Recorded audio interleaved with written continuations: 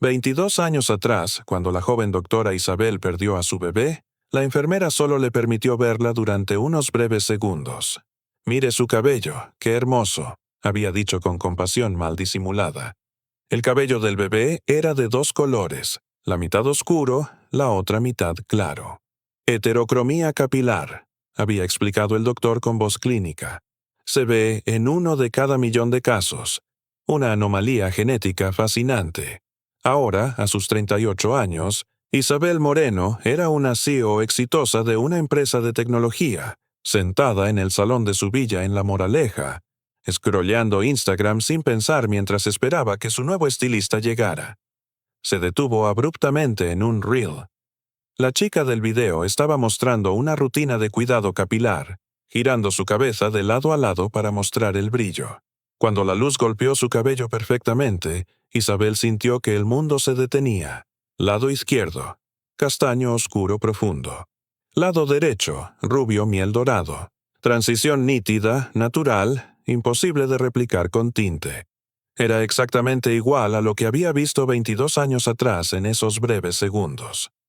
Con manos temblorosas, Isabel inmediatamente abrió una nueva pestaña en su teléfono y escribió en Google: «Heterocromía capilar, ¿qué tan rara es?». El resultado apareció instantáneamente. Aproximadamente 1 en 100.000 personas. Su respiración se volvió superficial. Regresó al perfil de Instagram. El nombre de usuario era Orlucia Hair Artist. Hizo clic en la biografía. Lucia Vega, 22 años. Estilista independiente, Madrid. 22 años. La misma edad que tendría su hija si hubiera vivido. Isabel revisó frenéticamente su calendario en el teléfono, buscando la entrada antigua que nunca había podido borrar. 15 de marzo de 2003. Nacimiento, defunción de bebé. Sus dedos temblaron mientras regresaba al perfil de Lucía y buscaba cualquier información sobre su fecha de nacimiento. No estaba publicada públicamente, pero encontró una publicación antigua de cumpleaños. «Gracias por los deseos. 15 de marzo». El teléfono se le cayó de las manos. 15 de marzo de 2003. El mismo día que le dijeron que su bebé había muerto. El mismo día, la misma condición extraordinariamente rara. La misma edad exacta. Isabel recogió el teléfono con manos que apenas podía controlar y llamó inmediatamente al número que Lucía había incluido en su perfil profesional. El teléfono sonó 3 veces antes de que una voz joven y amigable contestara. «Hola», habla Lucia. «¿En qué puedo ayudarte?». Isabel tuvo que aclararse la garganta 2 veces antes de poder hablar. «Hola, Lucía. Mi nombre es Isabel Moreno. Vi tu trabajo en Instagram y me preguntaba si estarías disponible para venir a mi casa esta tarde para un servicio de estilismo. Sé que es última hora, pero...». «Por supuesto», respondió Lucía con entusiasmo evidente. «Estoy libre después de las 3. ¿Tu dirección?». 2 horas después, Isabel estaba paseando nerviosamente por su sala de estar cuando el timbre sonó. Había pasado ese tiempo investigando obsesivamente, leyendo sobre heterocromía capilar, buscando información sobre mezclas de bebés en hospitales, recordando cada detalle de ese horrible día hace 22 años. Cuando abrió la puerta, casi se tambalea hacia atrás. Lucia estaba ahí, sonriendo profesionalmente, con un bolso grande de equipo en su hombro. Y su cabello, bajo la luz natural del atardecer, era aún más impresionante en persona. La división entre el castaño oscuro y el rubio miel era perfectamente nítida, como si alguien hubiera trazado una línea exacta por el centro de su cabeza. «Señora Moreno, encantada de conocerla», dijo Lucia, extendiendo su mano. Isabel la estrechó, notando lo suave que era la piel de la chica, lo joven que se veía. «Por favor, llámame Isabel. Gracias por venir con tan poca anticipación». Mientras Lucía preparaba sus herramientas en el baño del piso de arriba, Isabel se sentó en la silla frente al espejo, estudiando a la joven mujer a través del reflejo. Tenía aproximadamente 1.65 metros de altura, complexión delgada pero atlética, piel color oliva que se bronceaba fácilmente bajo el sol español. Sus ojos eran color avellana con motas verdes, exactamente del color que Isabel recordaba ver en su propia madre. Tu cabello es extraordinario, dijo Isabel, intentando mantener su voz casual mientras Lucía comenzaba a peinar suavemente. ¿Siempre ha sido así? ¿De dos colores? Lucía sonrió, claramente acostumbrada a la pregunta. Sí, desde que nací. Se llama heterocromía capilar. Es bastante raro, solo una persona en 100.000 lo tiene. Cuando era niña en el orfanato, los otros niños solían burlarse de mí. Me llamaban dos tonos o mitad y mitad. Pero la hermana María siempre me decía que era especial, que era un regalo. El corazón de Isabel se detuvo por completo. ¿Orfanato? Sí, respondió Lucía casualmente, concentrada en su trabajo. El orfanato Santa Ana aquí en Madrid. Me dejaron allí cuando tenía solo unos días de nacida. Los registros dicen que me encontraron en la puerta el 18 de marzo de 2003, así que asumen que nací alrededor del 15 de marzo, más o menos. Nunca supieron quiénes eran mis padres. Isabel sintió que la habitación giraba. 18 de marzo, 3 días después de que le dijeran que su bebé había muerto en el Hospital San Rafael. El tiempo exacto que una madre podría estar en observación posparto antes del alta. El tiempo exacto en que un bebé podría ser trasladado secretamente de un hospital a un orfanato. El Hospital San Rafael. Isabel escuchó su propia voz como desde muy lejos. ¿Alguna vez supiste si naciste allí? Lucía la miró con curiosidad a través del espejo. En realidad, sí. La hermana María me dio mis documentos cuando cumplí 18 años. Mi brazalete de hospital decía Hospital San Rafael. ¿Por qué lo preguntas? Las manos de Isabel agarraron los brazos de la silla con tanta fuerza que sus nudillos se volvieron blancos. Porque di a luz en el Hospital San Rafael hace exactamente 22 años. El 15 de marzo de 2003, me dijeron que mi bebé murió minutos después del nacimiento. Tenía el cabello de dos colores, exactamente como el tuyo. Los doctores dijeron que era heterocromía capilar, que solo se ve en 1 de cada 1.000.000 de personas. El peine se le cayó de las manos a Lucía, golpeando el suelo con un ruido sordo que pareció resonar en el silencio repentino. Su rostro se puso pálido como el papel mientras miraba fijamente a Isabel a través del espejo. Eso es imposible, susurró Lucía, su voz apenas audible. ¿Lo es? Isabel se levantó de la silla y se giró para enfrentar a Lucía directamente. ¿Cuántas personas en Madrid tienen exactamente tu edad con exactamente tu condición extremadamente rara, nacidas en exactamente el mismo hospital en exactamente el mismo día? Lucía retrocedió hasta que su espalda chocó contra el lavabo. ¿Estás diciendo que tú, que yo, que fui tú? No pudo terminar la frase. No lo sé con certeza, dijo Isabel, aunque cada célula de su cuerpo gritaba que sí lo sabía. Pero creo que necesitamos averiguarlo. ¿Estarías dispuesta a hacer una prueba de ADN? Los siguientes 4 días fueron los más largos de la vida de Isabel. Después de esa conversación inicial impactante, había llevado a Lucía a una clínica privada discreta esa misma noche, donde un técnico había tomado muestras de ADN de ambas con la promesa de resultados acelerados en menos de una semana. Lucía se había ido esa noche en un estado de shock silencioso, pero había acordado reunirse con Isabel al día siguiente para hablar más. Ahora, sentadas en un café tranquilo, lejos tanto de la villa de Isabel como del pequeño apartamento que Lucía compartía con 2 compañeras de cuarto en Carabanchel, intentaban llenar los espacios en blanco de sus respectivas historias. «Cuéntame sobre ese día», dijo Lucía suavemente, envolviendo sus manos alrededor de una taza de café con leche que apenas había tocado. «El día que nací. El día que te dijeron que había muerto». Isabel tomó un sorbo largo de su espresso, necesitando la cafeína para enfrentar los recuerdos que había pasado 22 años tratando de enterrar. Fue un parto difícil. Hubo complicaciones, sangrado excesivo. Yo era doctora entonces, trabajaba en el Departamento de Investigación Farmacéutica, así que entendía la terminología médica cuando me explicaban lo que estaba sucediendo. Pero cuando eres el paciente, cuando es tu vida y la de tu bebé en peligro, todo ese conocimiento no significa nada. Hizo una pausa, sus ojos distantes con el recuerdo. Te vi por solo unos segundos.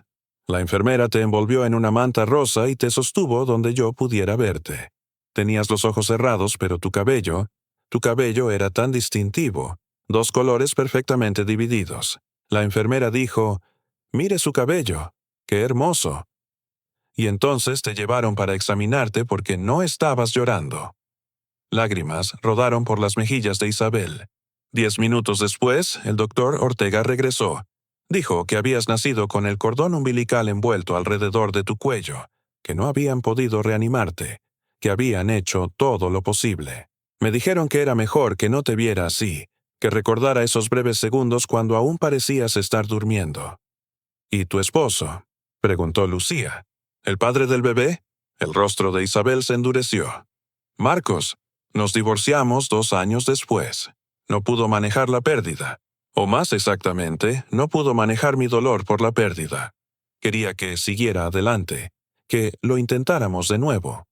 No entendía que no podía simplemente reemplazar a un niño perdido. Lo siento, dijo Lucía sinceramente. No lo sientas. Resultó ser lo mejor. Pude enfocarme en construir mi carrera sin las expectativas de un esposo que no entendía.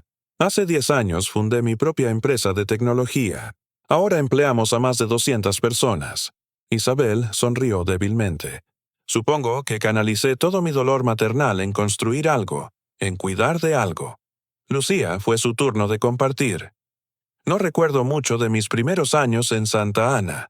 Las hermanas eran amables pero estaban abrumadas, demasiados niños y muy poco personal. Compartía una habitación con 8 otras niñas. Usábamos ropa donada, comíamos lo que podíamos permitirnos. Pero nunca pasé hambre, nunca me maltrataron. Solo estaba sola. Incluso rodeada de gente, siempre me sentí sola. ¿Nunca fuiste adoptada?, preguntó Isabel suavemente. Hubo familias interesadas cuando era más joven, admitió Lucia. Pero algo siempre salía mal. Una pareja se divorció antes de que se finalizara el proceso. Otra familia decidió que querían un bebé en su lugar. Cuando cumplí 8 años, más o menos me rendí con la esperanza. Los niños mayores rara vez son adoptados. Describió crecer en el orfanato. Las monjas que le enseñaron a leer, el sacerdote local que donó viejos libros de peluquería que despertaron su interés en el estilismo del cabello. Cumplir 18 años y tener que abandonar Santa Ana con solo una pequeña mochila de pertenencias y un sobre de efectivo de la hermana María. «Me dio esto también», dijo Lucía, sacando un sobre desgastado de su bolso. «Mis documentos originales, el brazalete del hospital, una foto del día que me encontraron, los registros médicos de mis primeros chequeos». Isabel tomó el sobre con manos reverentes. Dentro había un brazalete de plástico descolorido para bebé con escritura casi ilegible. Bebé femenina, 15/03/2003. Hospital San Rafael. No había nombre de madre, no había información de contacto. Había una fotografía Polaroid de un bebé diminuto con cabello distintivo de 2 colores, envuelta en una manta del hospital con ojos cerrados. Y había registros médicos que mostraban que la bebé estaba sana, excepto por ictericia leve, común en los recién nacidos. ¿Puedo quedármelos?, preguntó Isabel con voz ahogada. Solo hasta que obtengamos los resultados de ADN. Quiero que mi abogado los revise. Por supuesto, dijo Lucía. Entonces dudó. Isabel, si los resultados son positivos, si realmente soy tu hija, ¿qué significa eso? No te conozco. No me conoces. No puedes simplemente recuperar 22 años perdidos. Isabel alcanzó a través de la mesa y tomó la mano de Lucía. Tienes razón. No podemos recuperar ese tiempo. Pero tal vez podamos crear algo nuevo avanzando. Si quieres, por supuesto. No tengo expectativas, Lucía. Solo quiero la verdad, sea lo que sea. Durante los siguientes días se reunieron varias veces más. Isabel llevó a Lucia a ver su empresa, presentándola como una amiga a sus empleados curiosos. Lucía invitó a Isabel a su pequeño apartamento, donde sus compañeras de cuarto reaccionaron con asombro educado a esta elegante CEO visitando su humilde hogar. Compartieron comidas, intercambiaron historias, encontraron sorprendentes similitudes. Ambas eran alérgicas a los mariscos. Ambas tenían la misma intolerancia específica a la lactosa. Ambas se mordían el labio inferior cuando estaban nerviosas. Pequeñas cosas que podrían ser coincidencia o podrían ser genética. Mientras tanto, el abogado de Isabel, Roberto Castillo, había estado realizando su propia investigación. Descubrió que el Hospital San Rafael había estado en el centro de un escándalo hace 15 años. Acusaciones de que ciertos médicos habían estado involucrados en adopciones ilegales, diciéndoles a las madres que sus bebés habían muerto mientras en realidad los vendían a parejas ricas. El doctor Ortega, el obstetra que había entregado el diagnóstico de bebé fallecida a Isabel, había sido uno de los principales investigados. El caso nunca fue a juicio por falta de evidencia concreta, pero el hospital había cerrado silenciosamente sus operaciones de maternidad 2 años después. Esto no prueba nada definitivamente, explicó Roberto a Isabel por teléfono, pero establece un patrón de comportamiento que respalda tu sospecha. En la mañana del cuarto día, el teléfono de Isabel sonó. Era la clínica, los resultados estaban listos. Isabel llamó inmediatamente a Lucía. Los resultados están listos. ¿Puedes reunirte conmigo en la clínica en 1 hora? Hubo una larga pausa antes de que Lucía respondiera, su voz temblorosa. Sí, estaré allí. Llegaron a la clínica al mismo tiempo, Isabel en su Tesla negro elegante, Lucía en metro. Se encontraron en la entrada, ninguna hablando, ambas demasiado nerviosas para las palabras.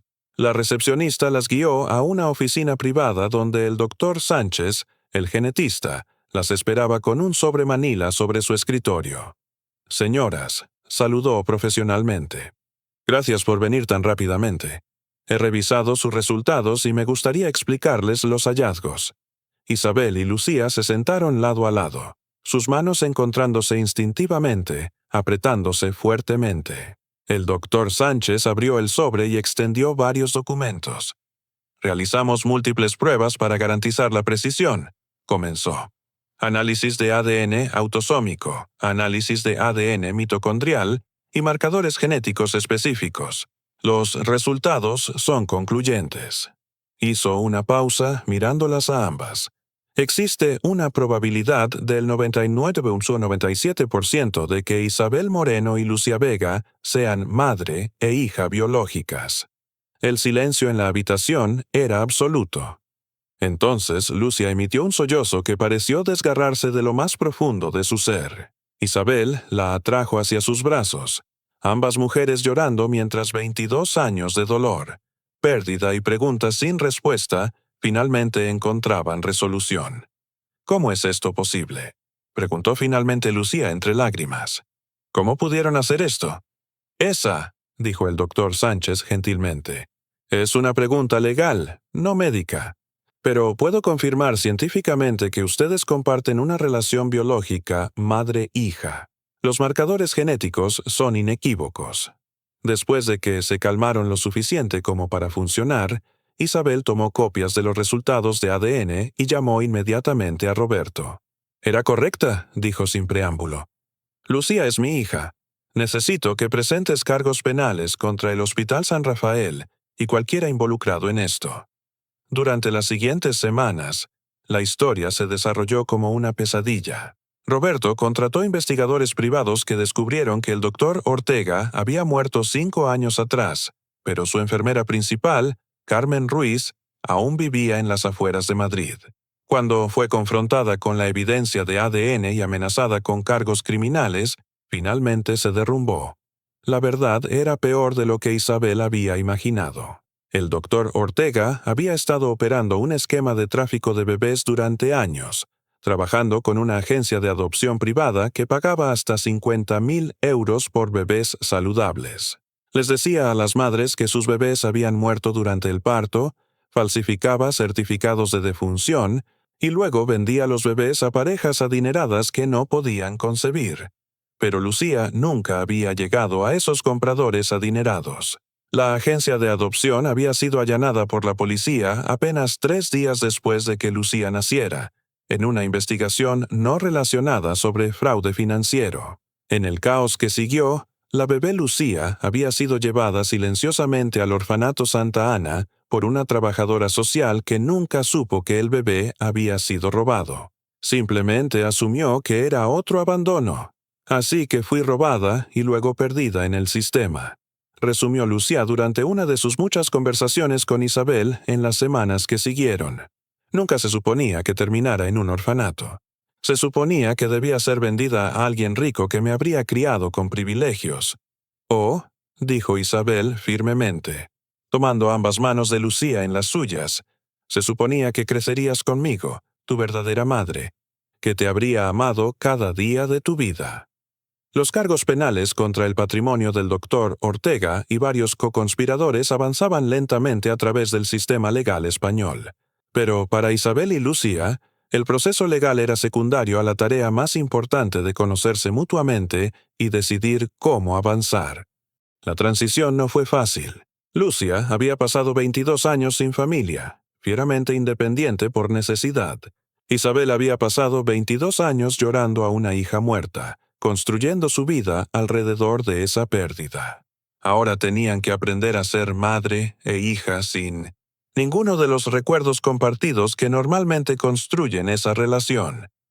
«No, quiero tu dinero», dijo Lucía firmemente durante una de sus primeras conversaciones serias sobre el futuro. «No quiero que pienses que estoy aquí por razones equivocadas». Isabel asintió, respetando la postura de Lucía incluso mientras le dolía. «Entiendo, pero al menos déjame ayudarte con cosas prácticas. ¿Qué hay de tu negocio de peluquería? ¿Has pensado en expandirlo?» Los ojos de Lucía se iluminaron con el interés que Isabel estaba aprendiendo a reconocer. «Siempre he soñado con tener mi propio salón algún día, pero el alquiler en Madrid es imposible y no tengo crédito para un préstamo. ¿Qué tal si hacemos esto?», sugirió Isabel cuidadosamente. «No como tu madre dándote dinero, sino como una inversora empresarial que ve potencial. Tú tienes las habilidades y la visión, yo tengo el capital y la experiencia comercial. Creamos una sociedad adecuada, todo legal y oficial». Lucía la estudió durante un largo momento. «¿Una sociedad real? ¿Con contratos y todo?» «Absolutamente. Roberto lo redactará todo. Serás la propietaria mayoritaria. Yo seré una inversora silenciosa. Tú tomas todas las decisiones creativas». Lentamente, Lucía extendió su mano. «Trato». Mientras trabajaban en el plan de negocios para Dos Tonos, el nombre que Lucía eligió para su salón, reclamando el apodo de la infancia que solía odiar, se encontraron pasando más tiempo juntas. No era la relación madre-hija tradicional, era algo más complejo, más cauteloso, pero era real. Isabel presentó a Lucía a su círculo social, navegando cuidadosamente las preguntas curiosas sobre de dónde había aparecido esta joven. Eventualmente, después de que se resolvieran los cargos criminales, decidieron hacer pública la historia. La cobertura mediática fue intensa pero mayormente comprensiva. Lucía, por su parte, llevó a Isabel de regreso al orfanato Santa Ana para conocer a la hermana María, ahora de 80 y tantos años, pero aún con ojos brillantes y mente aguda. «Siempre supe que eras especial. Mijita», dijo la anciana monja tomando las manos de Lucía. «Ese cabello tuyo era como si Dios te hubiera marcado para algo importante». Se volvió hacia Isabel. «Y usted buscarla durante todos estos años, incluso cuando pensaba que estaba muerta. El amor de una madre nunca muere verdaderamente». «No la busqué», admitió Isabel dolorosamente. «Pensé que había muerto. Si Lucía no hubiera publicado ese video en Instagram, si nunca nos hubiéramos encontrado». «Pero sí se encontraron», interrumpió la hermana María firmemente. «De millones de personas en España, ustedes se encontraron. No me diga que eso fue solo coincidencia». 6 meses después del día en que Isabel había visto ese video de Instagram por primera vez, Dos Tonos abrió sus puertas en un espacio hermoso en el barrio Salamanca. La celebración de gran apertura fue un evento animado, asistido por las compañeras de cuarto de Lucía, las hermanas del orfanato Santa Ana, los empleados de la empresa de Isabel, y la creciente lista de clientes leales de Lucía que habían seguido su viaje a través de las redes sociales. Isabel se quedó atrás, observando a Lucía florecer mientras interactuaba con clientes y bien deseantes. Su hija, porque así era como Isabel había comenzado a pensar en ella sin la calificación cuidadosa de biológica. Su hija, robada al nacer, perdida en el sistema, pero de alguna manera encontrando su camino de regreso a través del algoritmo más improbable de redes sociales. «Está orgullosa de ti», dijo una voz junto a ella. Isabel se volvió para encontrar a la hermana María, quien de alguna manera siempre parecía materializar exactamente cuando se necesitaban palabras sabias. «No he hecho nada», protestó Isabel. «Lucía construyó esto ella misma». «Le dio las herramientas», corrigió la hermana María. «Pero más importante, le dio algo que nunca tuvo: una familia, raíces, pertenencia». La anciana monja puso su mano arrugada sobre la de Isabel. «No podrán recuperar los años perdidos. Ninguna cantidad de dinero o tiempo puede devolver eso. Pero pueden construir algo nuevo, algo fuerte. Ya lo están haciendo». Un año después de su primer encuentro, Isabel y Lucía habían encontrado su ritmo. Lucía vivía en su propio apartamento, uno que podía pagar cómodamente ahora que 2 tonos prosperaba, pero cenaba en la villa de Isabel 2 o 3 veces por semana. Isabel le daba espacio a Lucía, pero siempre estaba disponible cuando se necesitaba, financieramente, emocionalmente, o simplemente para compañía. Habían establecido tradiciones: desayuno los domingos, donde Lucía enseñaba a Isabel a hacer el pan que las hermanas habían perfeccionado en Santa Ana; noches de cine los martes, donde Isabel introducía a Lucía a los clásicos del cine español que nunca había tenido oportunidad de ver; y el 15 de marzo, que ahora celebraban no como un día de muerte, sino como un día de vida, el cumpleaños real de Lucía que nunca había conocido con certeza hasta que apareció la evidencia de ADN. «He estado pensando en algo», dijo Lucía una tarde, las dos sentadas en la terraza de Isabel mirando las luces de Madrid titilando abajo. «Sobre los otros bebés, del esquema del doctor Ortega». Isabel asintió lentamente. Roberto les había informado que los investigadores creían que hubo al menos en otras 20 familias afectadas durante los 6 años que operó el esquema de Ortega. «Quiero ayudarlos a encontrarse», dijo Lucía firmemente. «Usar parte de las ganancias del salón, crear algún tipo de fundación, hacer pruebas de ADN, buscar en registros, lo que sea necesario. Lo haremos juntas», dijo Isabel inmediatamente. «La Fundación 2 Tonos, ayudando a reunir familias robadas». Así comenzaron su siguiente capítulo. La fundación comenzó pequeña, pero la cobertura mediática de la propia historia de Isabel y Lucía atrajo atención. Otras familias se presentaron, madres que habían dudado de las historias de bebé fallecido, adultos jóvenes que siempre habían sentido que algo no encajaba en su historia de origen. En 3 años, la Fundación 2 Tonos había reunido a 12 familias más, cada una con su propia historia desgarradora, cada reunión un pequeño milagro. Isabel y Lucía asistían personalmente a tantas reuniones como podían, ofreciendo su propia experiencia como guía de navegación de las complejas emociones involucradas. «¿Cómo lo hacen funcionar?», preguntó una madre durante una de estas reuniones, lágrimas corriendo por su rostro mientras sostenía a su hijo adulto recién encontrado por primera vez. «¿Cómo superan todos los años perdidos?». Lucía y Isabel intercambiaron miradas, esa comunicación silenciosa que habían desarrollado durante años de reconstruir una relación que nunca debió haberse roto. «No lo haces», respondió Lucía honestamente. «No superas esos años perdidos. Siempre duelen. Pero aprendes que el amor no requiere historia compartida. Requiere elección compartida.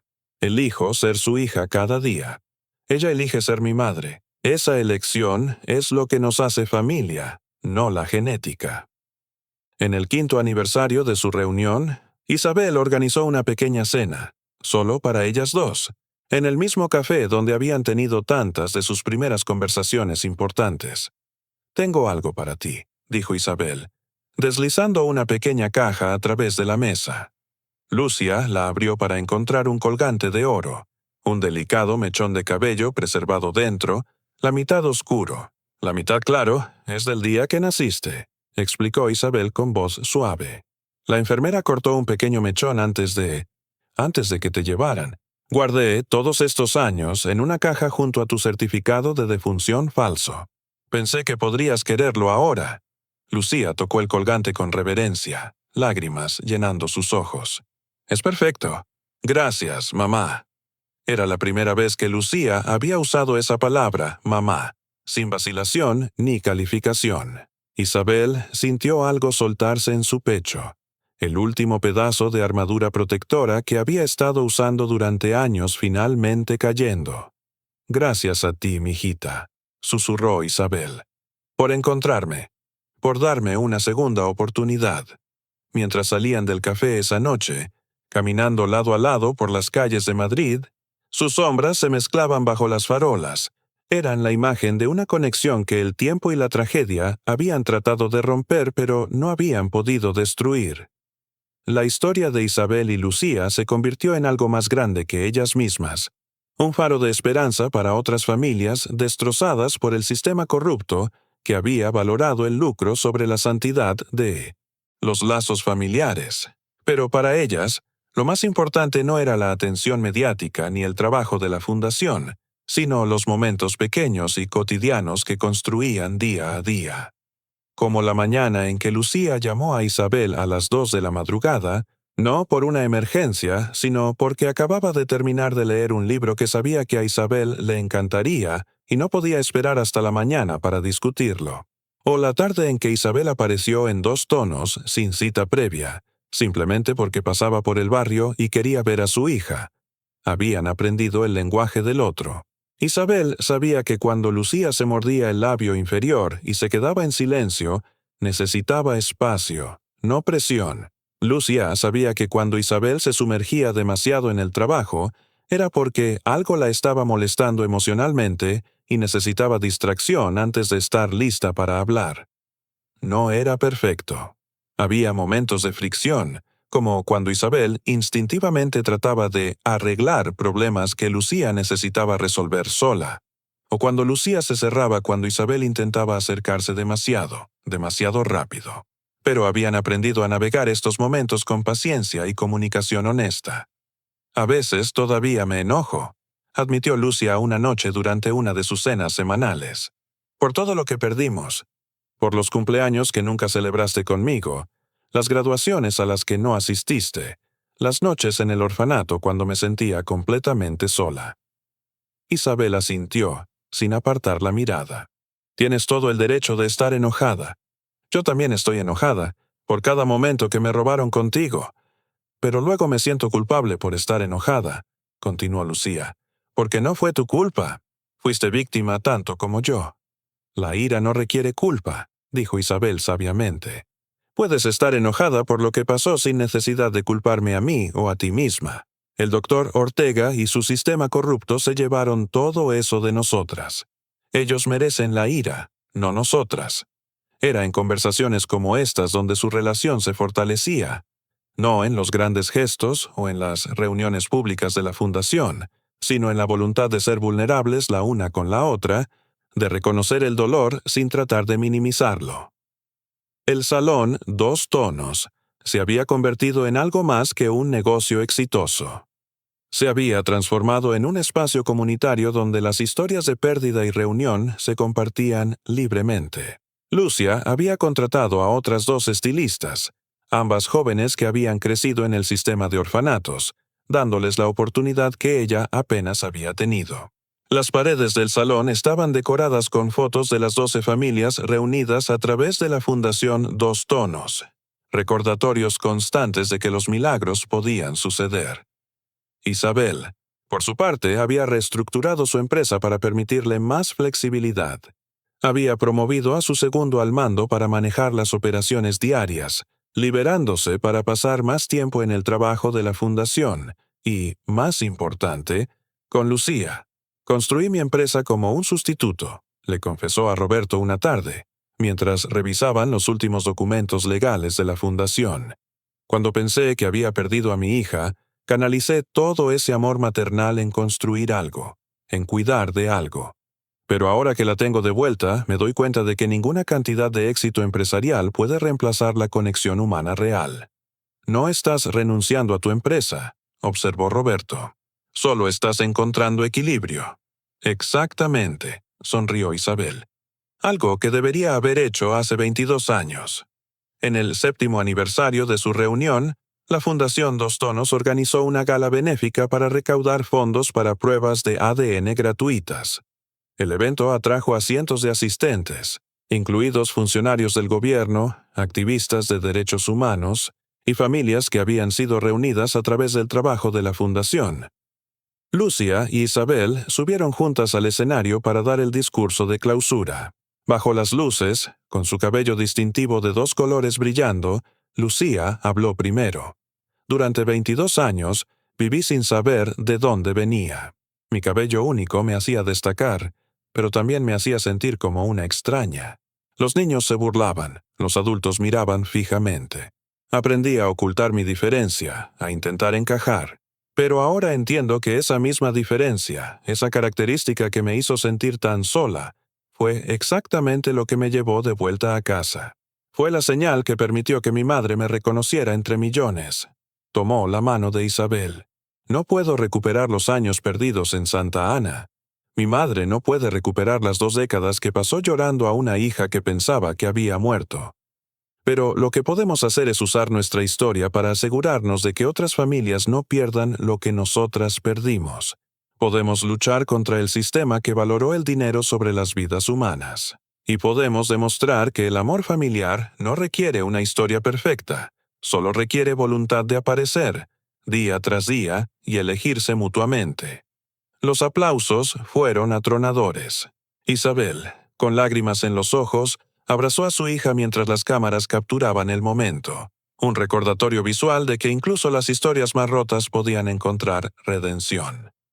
Después del evento, agotadas pero satisfechas, regresaron a la villa de Isabel. Lucia se quedó esa noche, algo que hacía con más frecuencia últimamente. Habían convertido una de las habitaciones de invitados en su habitación, llena de sus cosas, un espacio que era inequívocamente suyo. «¿Mamá?», dijo Lucia desde el umbral de la habitación de Isabel, usando el título que ahora fluía naturalmente. «¿Puedo hacerte una pregunta?» «Siempre», respondió Isabel, marcando su lugar en el libro que estaba leyendo. «Si pudieras volver atrás, al día en que nací, sabiendo todo lo que sabes ahora, ¿qué harías diferente?» Isabel consideró la pregunta cuidadosamente. «Habría exigido verte. Habría rechazado sus garantías de que era mejor no hacerlo. Habría sostenido tu cuerpo, muerta o viva, y me habría asegurado con mis propios ojos. Habría hecho más preguntas. Habría luchado más. ¿Te arrepientes de no haberlo hecho?» «Todos los días», admitió Isabel. «Pero también he aprendido que el arrepentimiento puede ser tanto una prisión como un maestro. Me enseñó a no dar nada por sentado, a cuestionar la autoridad, a luchar por lo que es correcto. Me hizo quien soy hoy, lo cual me llevó a reconocerte en ese video de Instagram». Lucía se sentó en el borde de la cama. «A veces me pregunto qué tipo de persona sería si hubiera crecido contigo. Si habría tenido tu confianza, tu éxito, tu vida privilegiada. Habría sido diferente», acordó Isabel. «Pero no necesariamente mejor. La adversidad que enfrentaste te hizo fuerte, resiliente, empática. Esas cualidades son las que hacen que Dos Tonos sea tan especial. Las que hacen que nuestros clientes y las familias que ayudamos se conecten contigo tan profundamente». «¿Así que estás diciendo que fue algo bueno?», preguntó Lucía con escepticismo. «No», dijo Isabel firmemente. «Lo que te pasó fue terrible, criminal, imperdonable. Pero ¿quién te convertiste a pesar de eso? Eso es extraordinario. Eres extraordinaria, mijita, no por las circunstancias de tu nacimiento o crianza, sino por las elecciones que has hecho con la vida que se te dio». Lucía se acurrucó contra Isabel, algo que solo había comenzado a hacer cómodamente en el último año. «Te quiero, mamá. Yo también te quiero. Mi pequeña Dos Tonos», murmuró Isabel, besando la cabeza de su hija donde el cabello oscuro se encontraba con el claro en esa división perfecta y distintiva. Afuera, Madrid seguía con su vida. Millones de personas viviendo sus propias historias de pérdida y encontrar, de conexión y separación. Pero en esta habitación, en esta casa, Una madre y una hija que el destino había separado y la tecnología moderna había reunido, habían encontrado algo más precioso que el oro. Habían encontrado el camino de vuelta la una a la otra. La historia de Isabel y Lucía se convirtió en leyenda en Madrid. Contada y recontada, cada versión embellecida ligeramente, pero el núcleo siempre permanecía igual. Amor que trasciende el tiempo. Tecnología que revela verdades ocultas. Y dos mujeres que se negaron a dejar que el pasado definiera su futuro. Y en los años venideros, cuando otras madres buscaban a hijos perdidos, cuando otros niños crecidos preguntaban sobre orígenes desconocidos, invariablemente escucharían: ¿has oído hablar de la Fundación Dos Tonos? Allí, ellas entienden. Ellas saben lo que es estar perdido y ser encontrado. Porque al final, la historia de Isabel y Lucía no era solo sobre ellas.